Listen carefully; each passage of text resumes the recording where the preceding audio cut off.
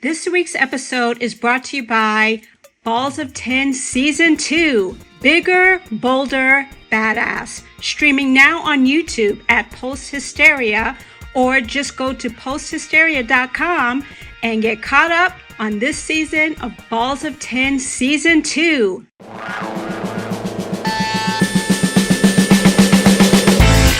Oh my god, oh my god, oh my god, oh my god! What was that? I'm so excited. I'm really, really excited. But you're not as excited as I am. Well, you know what? You're not. You're not. Look at me. Oh my god, oh my god, oh my god.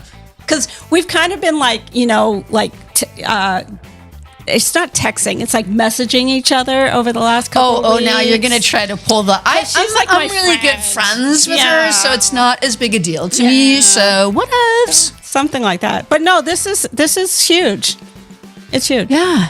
And, now our audience is at its peak interest. You could see like all the eyes going down. Yeah.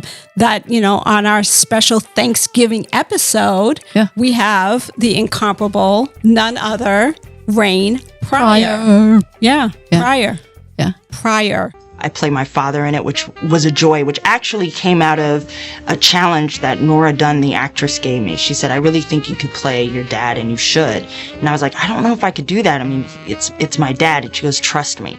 I watched my father's Long Beach comedy, and I found a bit in there that I really liked, and I started to do it and realized I could do him. So I went to him to ask permission because I wanted to do it in the show.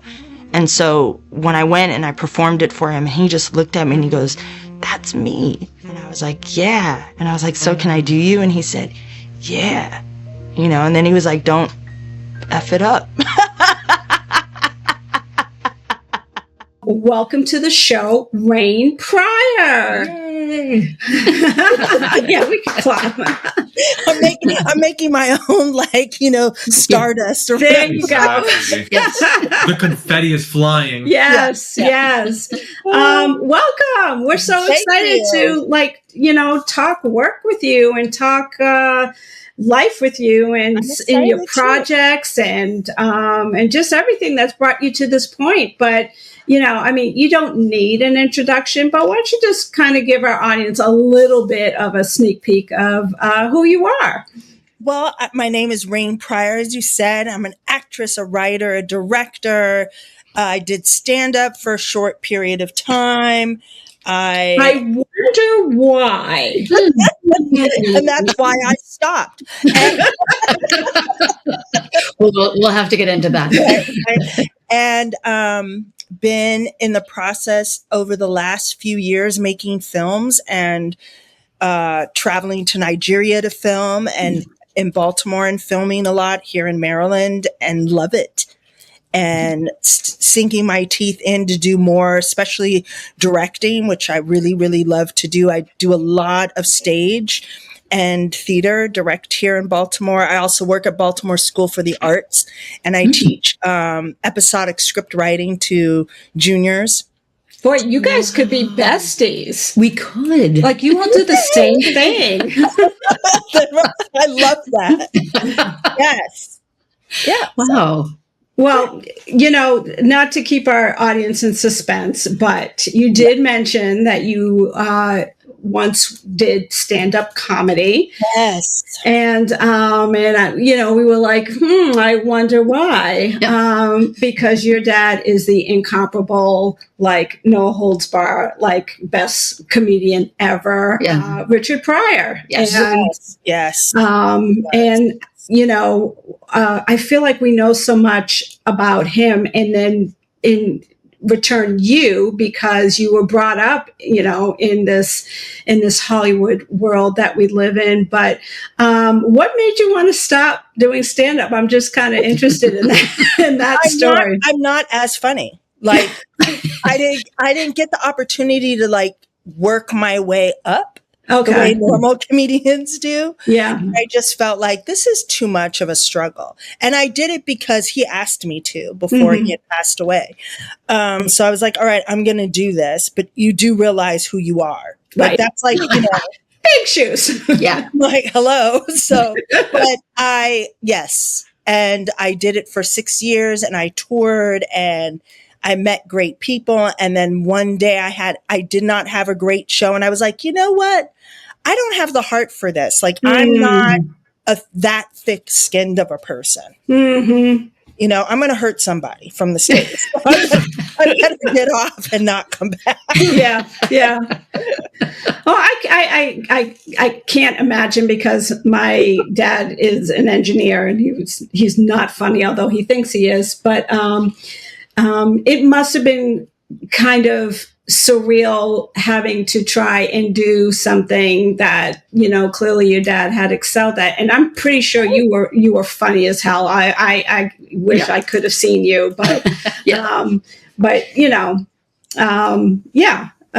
but we're glad that you're doing so many other amazing things. Me too. Yes, for sure. So, you know, I mentioned that you guys could have been twins because my partner here is also a professor of film and video, and you teach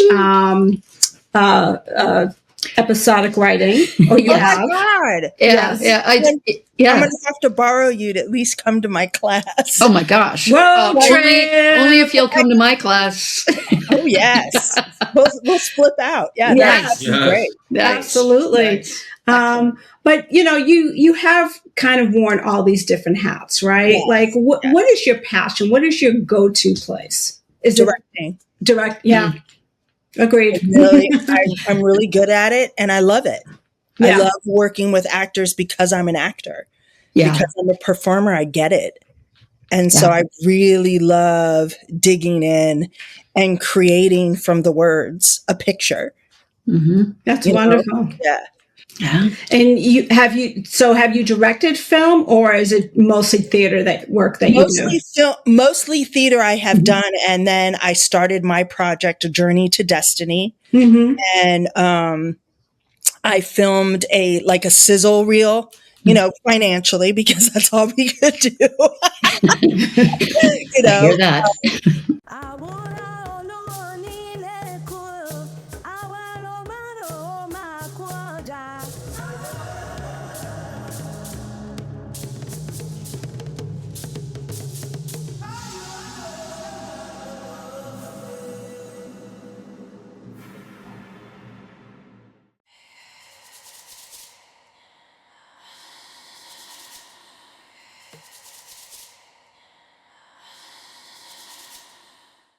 This is where life began.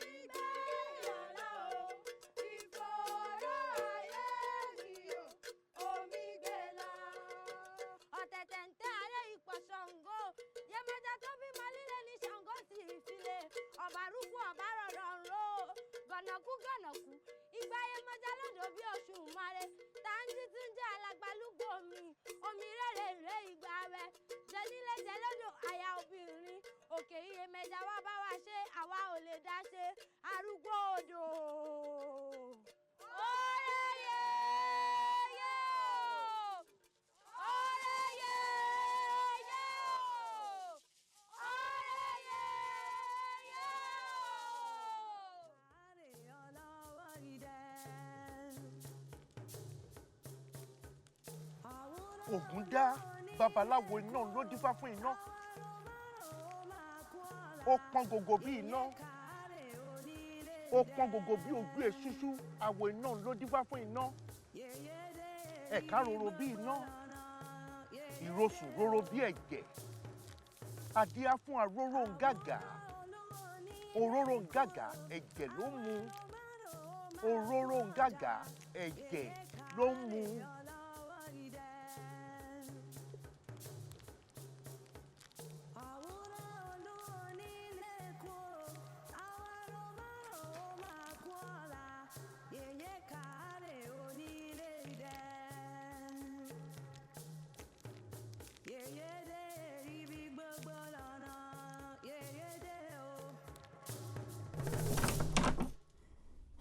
Zoe.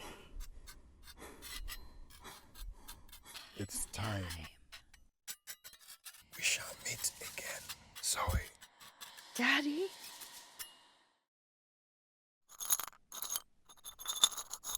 it has been well received. And so now I'm in the process of raising that funding so we can actually shoot next year. That's wonderful. So what is A Journey to Destiny? Talk about that project.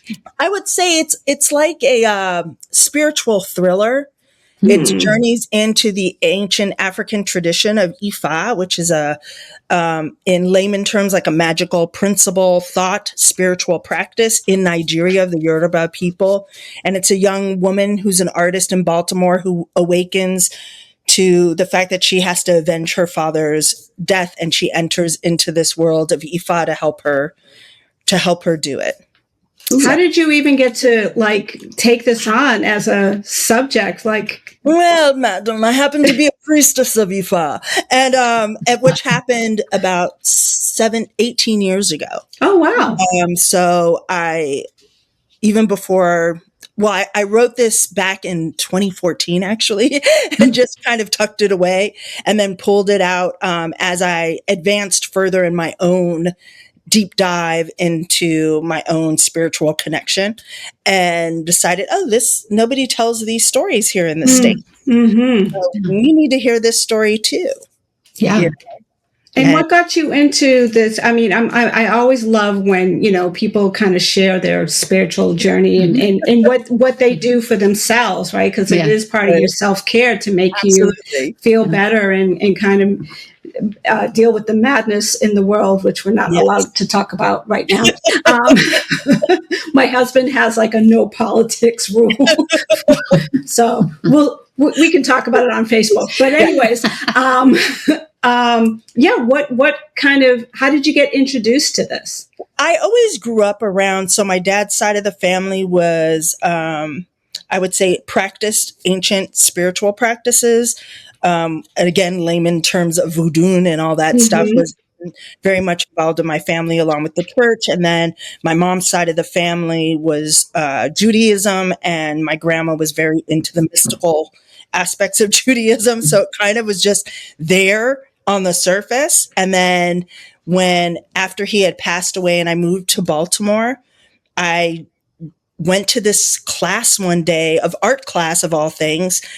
And the lecturer was this woman who happened to be a priestess. And I liked what she said. And I just felt, this kind of practice resonates for me, because it didn't ask me to be different than who I was. I love that. Not to lie, not to cheat, not to steal, show up and be an example of my community. I was like, I can do that.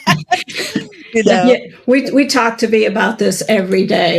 You really need to just be better, and perhaps you can help him. Exactly. I'm taking notes as you're speaking. And so it just resonated to me. And then some of the practice of it, and my thing is, I love magic, but I need the facts of the magic. You can't just tell me this is going to happen. I have to see that it's going to happen.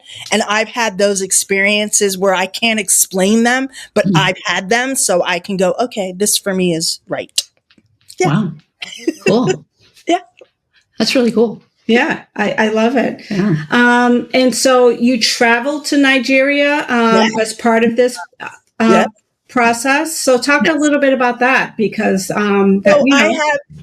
my dogs are growling at someone sitting on the porch. I work with two of my executive producers are Nigerian. Bola Atta, who's well-known, who runs Red TV in Nigeria.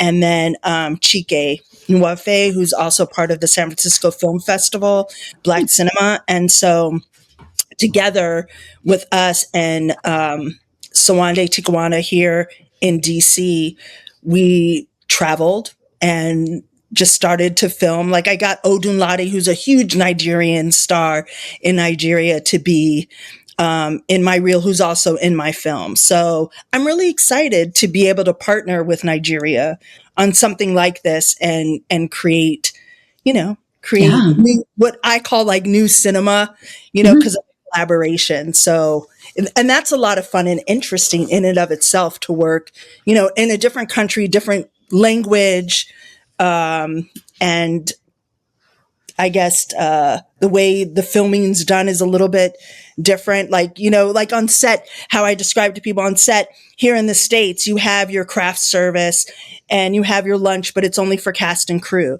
You go there and you're feeding an entire village of over 200 people. Wow. So and just the involvement of community creates a different vibe when you shoot. And so that was really interesting. I love that. I know, that is so cool. We need to go to Nigeria. We do. But whoa, though. I know we're not supposed to talk about politics, but what about the tariffs for your film? Well, I'm sure now it will probably be a challenge. So, I mean, seriously. So we are looking at different ways of how we could either shoot that practically here or end up, just switching things around. There's always South Africa. There's always Ghana. Yeah. Mm-hmm. So, and you also have a project, I guess it's coming up next year, Spinsters, where you are, I love Look at that dog flash. Yeah, I know. Sorry, that was the cat. Oh, it was the cat. That was the cat. I was like, we are an animal household, so I'm sorry if they make a preview in your That's fine. 3 dogs, 2 cats. wow. It's like Animal Kingdom. This is great. Yes, pretty much. Yeah. So Spinsters is a bittersweet comedy about 2 middle-aged, estranged, lifelong besties grappling with dead-end careers, paths not taken, aging parents, and each other as they let go of, supposed to, and embrace why not. I love this. Talk about this. Yeah. Well, so first of all, when Sasha Carrera, who's one of the stars as well as the producer and writer of the film, asked me to be in it, I really thought it was a very small part. I had no idea. I played opposite her. We're best friends. And the film, I really resonated with the film. I get to play a priest and an outspoken woman who doesn't like to sit quietly by and who's in search of love, and then realize, well, maybe the love that I can have is with my best friend. Mm-hmm. That it doesn't have to be an physically intimate relationship. It can be a committed friendship, and we go through trials and tribulations. And Sasha plays a character that has been gone for a long time that comes back to her hometown, and I feel abandoned. Like, why you're supposed to be my best friend and you left me here with your mother and father to take care of. And, so here I am trying to deal with it all and the reconciliation of our relationship or not. So, yeah. Wow. That's amazing, because that's like, nobody makes movies about friendship like that. Right. No one makes films about older women, because who cares about them? Right, exactly. So this is great. This is awesome. It's nice to be a woman of a certain age and be able to be in a film as a lead actor. Yes, absolutely. Yes. Like someone else who understands a hot flash.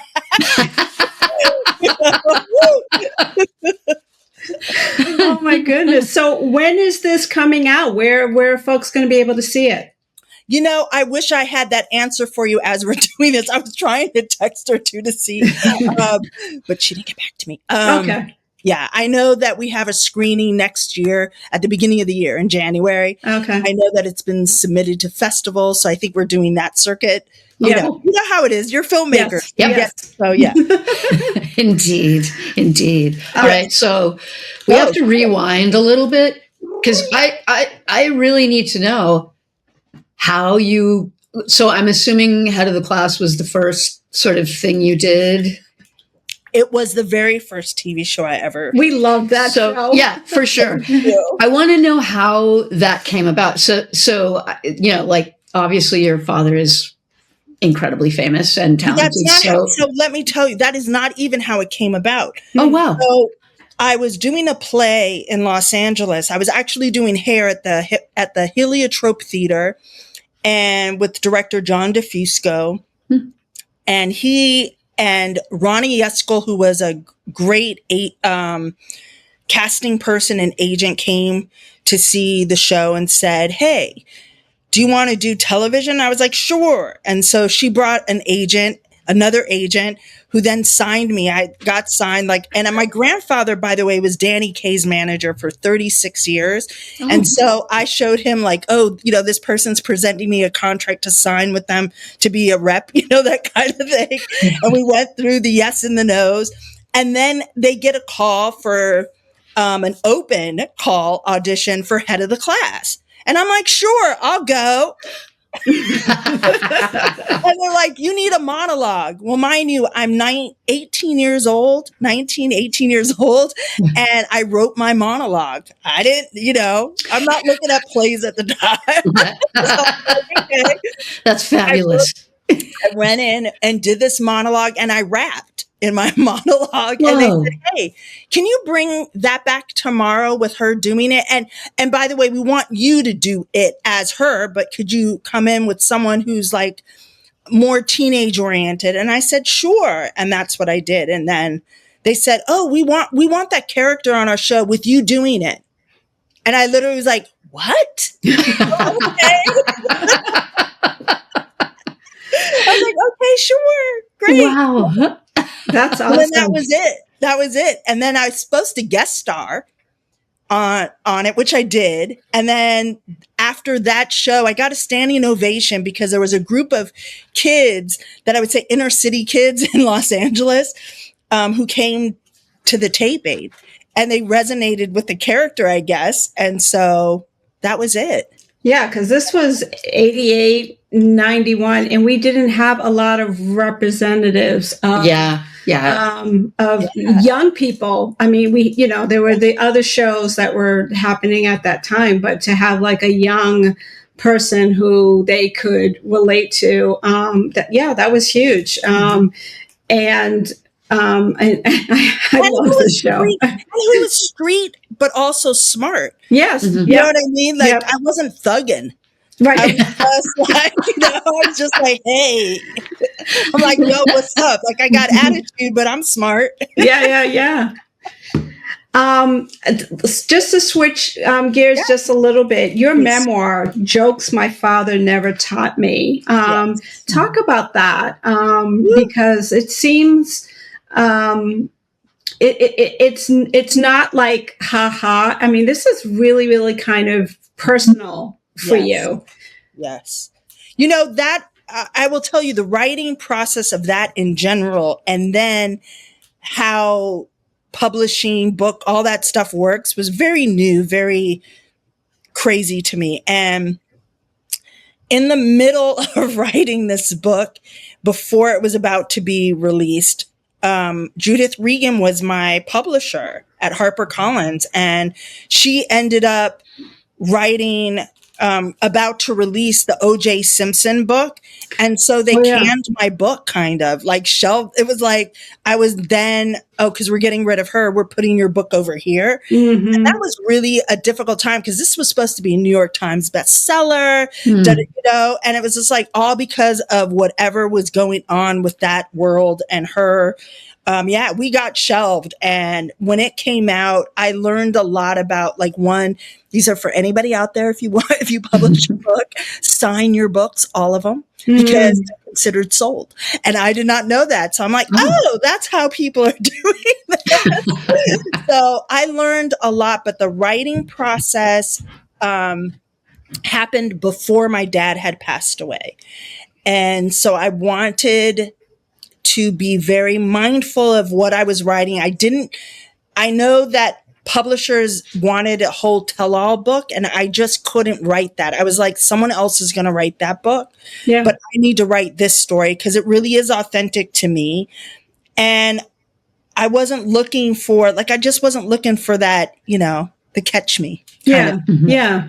That's not who I am anyway. No, because this is your dad. Yeah, it's your dad. This is not we all grew up, I know we all grew up kind of in crazy families. My one parent just happened to be really known and crazy, so it's not it's not like I could hide it away, but I understood they were flawed. I mean, my parents are flawed. Right. As are mine. Old. They were 21. I luckily got to be a mom at 38, 39 years old. Mm-hmm. And I'm a different mom, probably because I'm older. Yes. And I had done things with my life. Like I told my daughter, I said, now you are, you're 17, you're about to graduate high school. It's now my turn. Mm-hmm.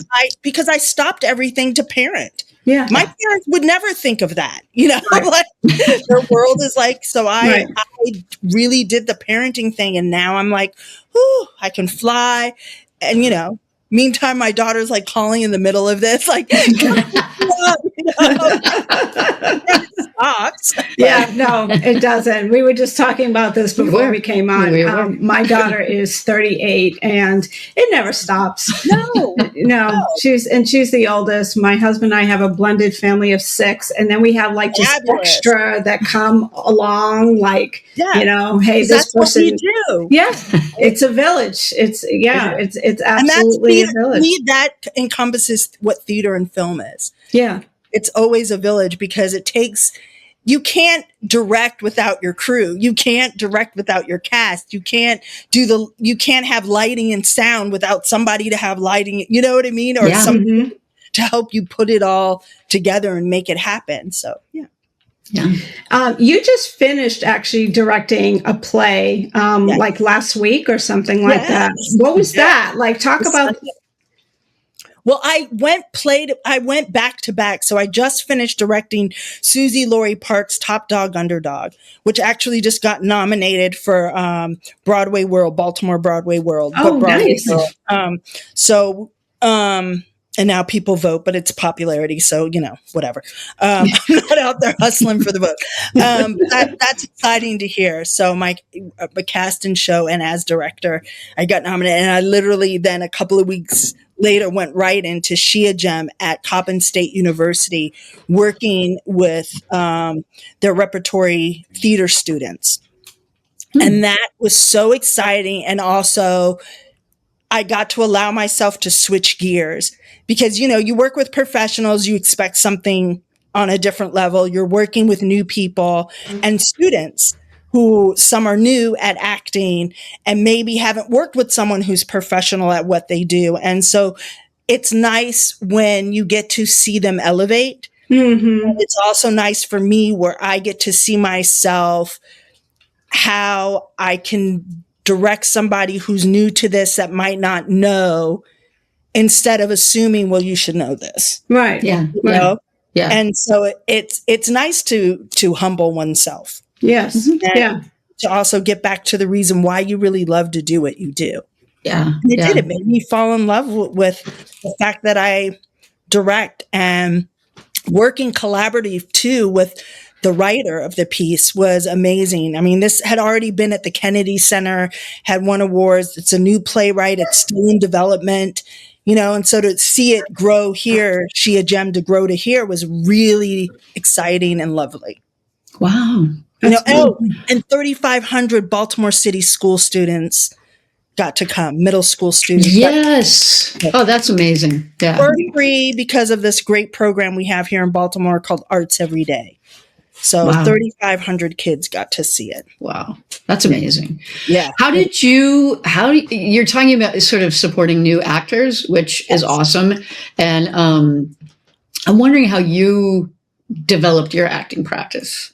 Like, did you just start acting because you were sort of in a family that had show business roots, or? If you asked my mom and dad or my grandparents, they would have said to you, I came out performing. They're like, my mom would have said, yeah, she just slid out of me and there was an afro wig and a microphone. I never knew anything different. Like, no one encouraged me to go to college to be a doctor, or a lawyer or like a business person. My sister, on the other hand, was like we have different moms, but still she was given textbooks and tuition for college. They are like, oh yeah, she's going to act. And then it's interesting because then it gets harder, right? Because I'm not Halle Berry. I'm not, today like Tessa Thompson. I'm me. I don't look like everybody else. I'm not like the model, half black chick. I'm me. So it was just a different time. Yeah. Although I had some success, I never yet reached that That's super, right. Yet. because, we get better with, age. Yes, we do. We do. We I like never- fine wine. Yes. Right? We really are. I never reached that level as a young artist, but I also didn't participate the way young actors did. Like, I didn't hang out. Mm-hmm. I was very, like, I guess, square in that sense. You didn't go get like plastic surgery to try and look like. I only did once and it didn't work for me. I did. I got a boob job a long time ago. Then I got breast cancer, and so Ooh. that didn't work out. Oh, wow. Yeah. So I'm being so honest, because I don't know how not to be, but that just didn't, work out well for me. I'm not going to change my look. I had casting directors, say, oh, you got to change your face. You got to get a face job so you don't look like your dad, and so it's a little more rounder. Never gonna happen. Yeah, no way. That's because it's who I am. It's Right. like I already did the other thing that I thought was supposed to get me those jobs, like because I was told if your boobs were bigger. Well, they were bigger, and I still didn't get the job. You know what I mean? It was always, well, if you look like X, Y, and Z, well, X, Y, and Z is already getting that job. Yeah. So now I got to look like her too, Yeah. Yeah. And I wonder, as in your position now, having to influence young actors and possibly producers and directors, Yes. like, do these conversations come up from your students? Absolutely. Because everybody wants to know how they can get in. Everyone wants the secret sauce. And I tell them the secret sauce, at least for me, is just keep going. I had a great mentor, Melvin Van Peebles. Oh yeah. Shout out. Yeah, that was Melvin was like, don't wait for Hollywood to show up, make Hollywood. Yeah. And so that's why I'm constantly creating and doing and reinventing, and I don't feel in competition with, and so that's what I relay to my students, especially now because the world's changed. And if you're a person of color, the world has changed. And I said, it's going to be hard. So I said, have something that you love to do, and then have your job off to the side so you can support yourself and pay your bills and take that stress off of I got to live. But nobody wants to tell you that all the time, because what they see is the finished product. What we see is the star. What we see is X, Y, and Z. And I said, you don't know what it took them to get there. Right. You don't know how many no's and how many doors close before you get the yes. If you love a project, do it. If you want to make it, find a way to make it. Don't wait for somebody. Do it. Do it. Yeah. Do it. Yeah. Good advice. Yeah. Yeah. Just do it. Yeah. Nike, please be a sponsor. No kidding.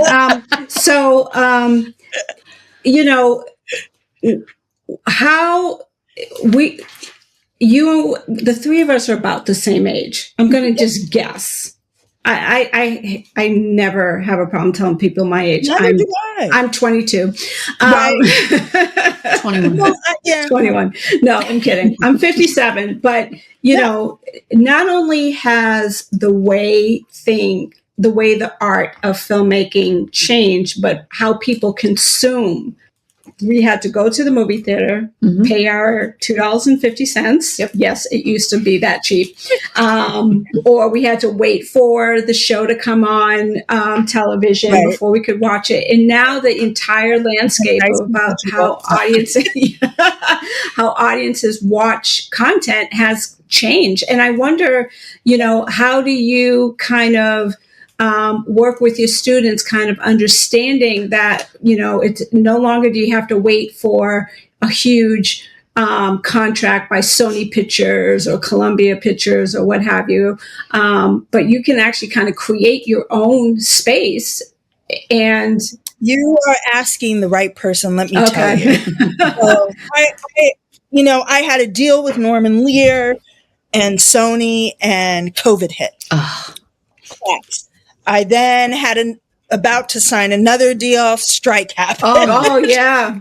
Wow. So I decided to take one of my projects, and this is what I teach my students, and I give them these examples of real life experience. And I said, I'm taking one of my projects that happens to take place directly in Baltimore.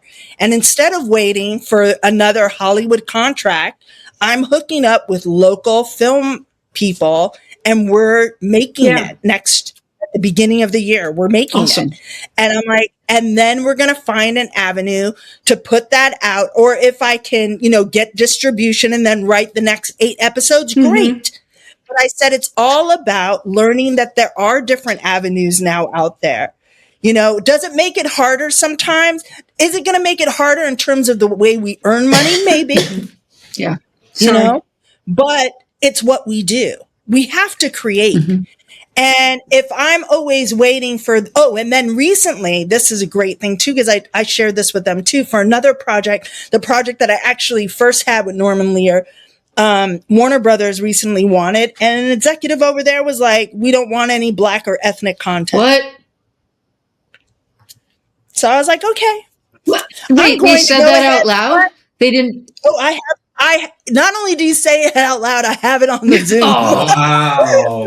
That's crazy. Wow. And I was like, okay, I am going to, and it really sucked because when someone was behind it from the get-go, and you could tell how uncomfortable this person was to even have to say that.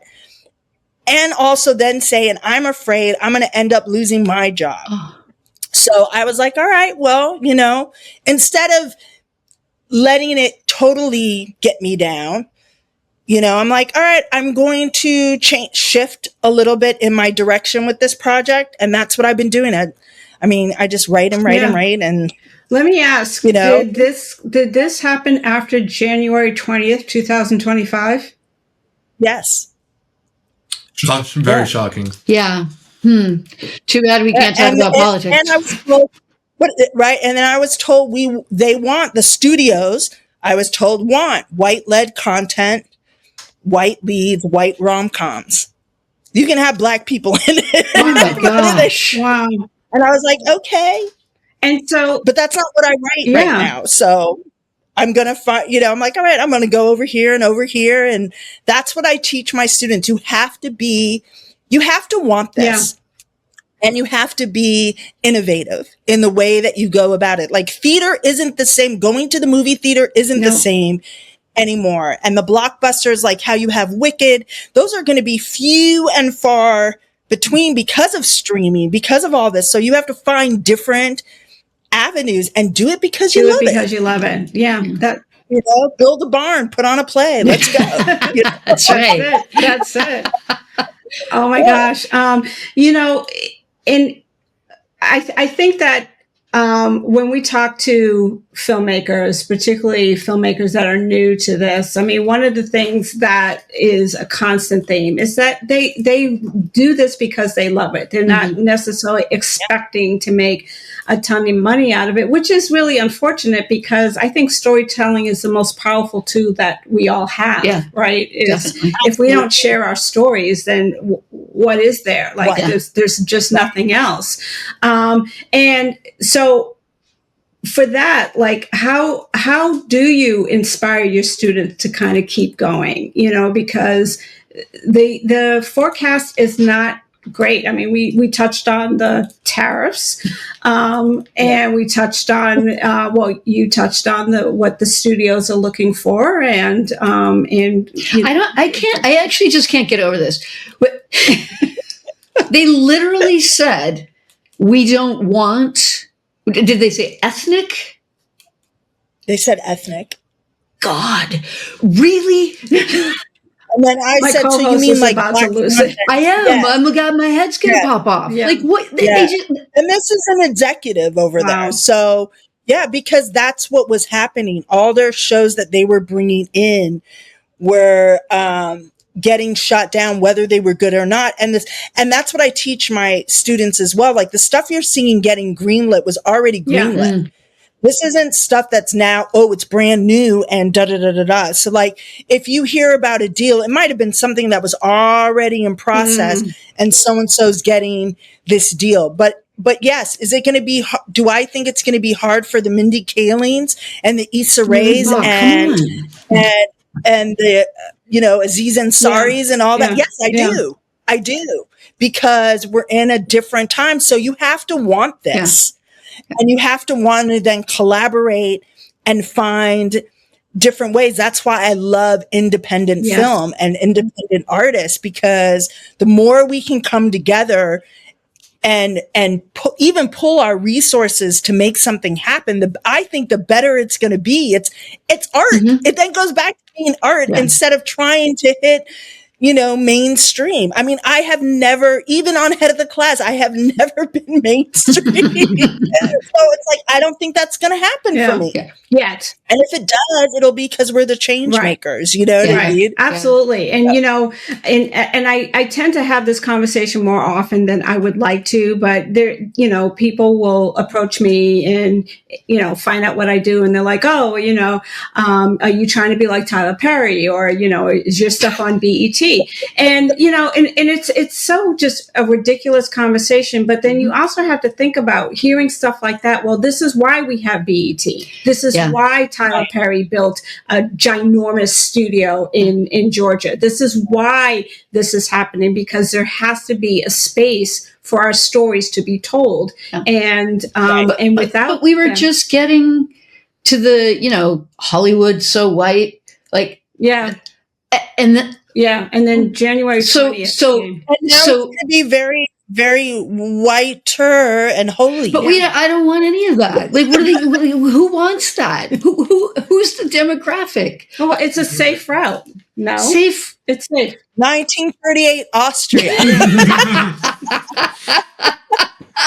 Yeah. Gosh, I love you. That's hilarious. But it's true. It's true. I can't imagine that they don't try to hide it a little bit. Well, they come up with a different reason, right?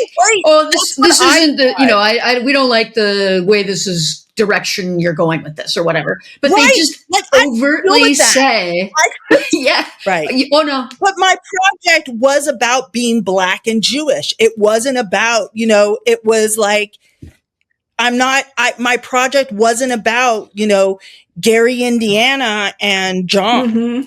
The Baptist, like we actually can tell other stories. Like, it was a very it was in a way, I guess, controversial. It's irreverent. It's definitely my dad's humor because that's where I am, the product of my father. And I do have other stories, but those stories to me still won't fit the mold. That's right. You know what I mean? Because I live in a different world. I live in a world where I have, two married stepmoms. I have a gay brother. I have a trans brother-in-law. I have, my world is diverse and that's the way it's just going to be. Like, wow. And I'm going to write about that. Like, I'm not going to write about that's interesting. This narrow world.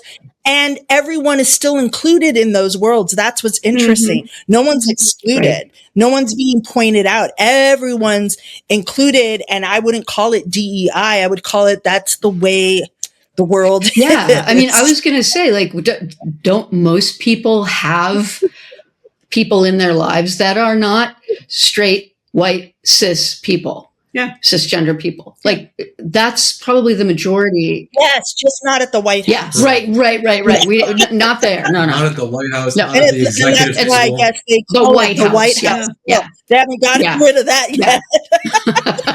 Maybe we'll get invited to the ballroom. Woo, doubt it.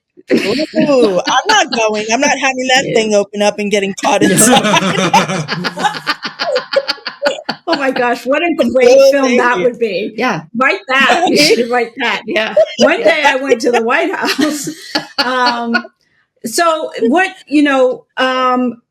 it's just really exciting to talk to people who are as excited about the work and the process and the passion, because this is what we live and breathe. And so, as we start to wind down, what is kind of the one takeaway you would give to a new filmmaker? We don't like calling them young filmmakers because you can start filmmaking at any point in your life. At any age. Yeah. At any. So, oh boy. I just spilled my water because she's making us use mugs. Oh boy. Oh boy. Oh, good job. Good idea. We got to drink out of mugs. It's fine. It's fine. We'll clean them up afterwards. Sorry. But anyways, like what kind of, like, what could you tell a new up and coming filmmaker, and just a piece of advice, words of wisdom? If you have a phone, your phone takes movies, make a movie. If you have, if you're writing, you write. And then you hook up with your friends and you cast them and you slowly start to build your resume. Yeah. You slowly start to build your resume of things that you are doing and things that you are working on. That's how we do it. I think the three of us should write something. Yeah. Let's do it. I would say, let's do it. Now you have three middle-aged, white, bi, and African American, and we're like a whole melting pot right there. Right. We're gonna do that. Yeah. We're gonna do this next year. Right. And we're going to the ball where it opens. Let's do it. And there's no windows, and we don't know what time of day it is. Are we going to be saved? I don't know. Oh my gosh, Rain Pryor, thank you so much for your time. Thank you so much. Both of you. Thank you. This was great, and I did read your dad's memoir, and it is something that I hold dear to me. At the ending of his book, he says, "And sometimes I just go outside and rub a little sunshine on my face." And I think that's what we absolutely did today. But, thank you. Best of luck. Hey, we want you to come up here because we'd love to have you in person. And be a part, go speak at Rochelle's class. I will definitely come back to school for that. Yeah. Absolutely. And we'll take a road trip down to Baltimore as well. Definitely. So thank you. Thank you so much. Thank you so much. Yay. Is this thing on? It is on. Oh, good. That was a lot of fun. It was incredible. Yeah. She's awesome. She is. I know you called it first, but I actually have a script that is. I'm writing something for her. You're gonna go home and write it. I am. I'm gonna write it really fast and send it to her. No, but do you remember me? I mean, I did think of that at first, but then I was like, no, I want to cast Rain Pryor. Okay. Right. But we could both probably cast her because actors are actually excited to be in more than one thing. That's true. Yeah, I love her look, her attitude, her sense of humor. Kick rocks Hollywood. Yeah.